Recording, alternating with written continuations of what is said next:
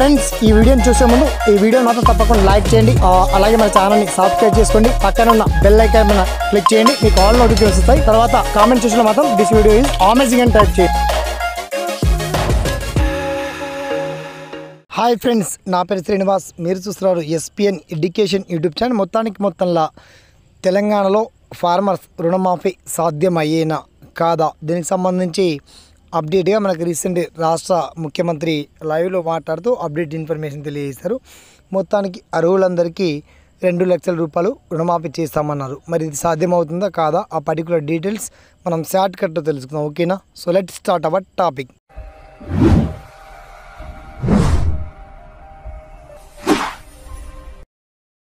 Friends, ఇక మ్యాటర్లోకి డెప్త్గా వెళ్తే మొత్తంలో 2 లక్షల రుణమాఫీపై సీఎం కీలక ప్రకటన చేశారు. మొత్తానికి 2 లక్షలు రైతుల రుణమాఫీపై సీఎం రేవంత్ రెడ్డి కీలక వ్యాఖ్యలు కూడా చేశారు. ఎన్నికల కోడ్ ముగియగానే రుణమాఫీ ప్రక్రియ ప్రారంభం అవుతుందని, ఆగస్టు 15 లోపు రైతులకు రుణమాఫీ చేసి తీరుతాం. ప్రభుత్వం ఏర్పడిన 100 రోజుల్లోనే 5 గ్యారంటీలు అమలు చేశాం.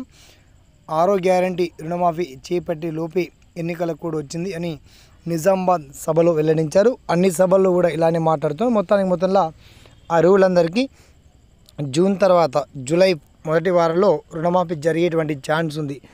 మరి రుణమాఫీ జరుగుతుందా కాదా వేచి చూడాలి. అన్ని జిల్లాల వారీగా 69 లక్షల మంది ఉన్నారండి. ఆ లిస్ట్ మొత్తం కూడా మీకు వీడియో కింద లింక్ ఇచ్చాము. మరి ప్రభుత్వం రుణమాఫీ చేస్తుందా లేదా, వన్స్ మీ ఒపీనియన్ని మాత్రం తప్పకుండా కామెంట్ సెక్షన్లో గుర్తు చేయండి. ఓకేనా? సదా మీ సేవలో ఈ SPN education YouTube channel. Thanks for watching. జై హింద్.